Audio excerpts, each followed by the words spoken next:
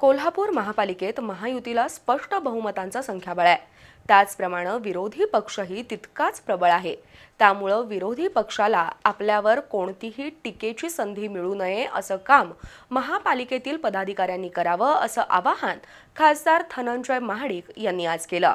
महापालिकेतील विविध विषय समिती सभापतींच्या सत्कार सोहळ्यात ते बोलत होते. कोल्हापूर महापालिकेतील विविध विषय समिती सभापतींच्या निवडी बुधवारी पार पडल्या. यामध्ये सर्व प्रमुख विषय समिती सभापतींच्या पदावर महायुतीचे नगरसेवक विजयी झाले आहेत. त्यामध्ये स्थायी समिती सभापती विशाल शिराळे, महिला बाल कल्याणच्या कौसर बागवान यांचा समावेश आहे. या सर्व पदाधिकाऱ्यांचा सत्कार आज खासदार धनंजय महाडिक यांच्या हस्ते पक्ष कार्यालयात पार पडला. यावेळी बोलताना खासदार महाडिक यांनी कोल्हापूर महापालिकेत प्रथमच भाजप महायुतीची निर्विवाद सत्ता आली आहे. महापौर पदासह सर्वच प्रमुख पदावर महायुतीचे नगरसेवक विराजमान झाले आहेत.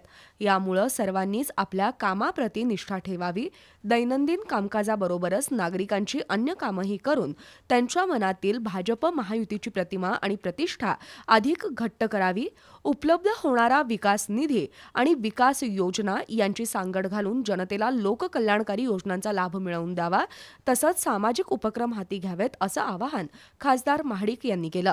सत्काराला उत्तर देताना स्थायी सभापती विशाल शिराळे यांनी आपण पक्षाची प्रतिमा जपण्यासाठी जीवापाड प्रयत्न करू, पक्षानं आपल्याला प्रथमच संधी दिली आहे, त्याचं सोनं करून दाखवू अशी ग्वाही दिली.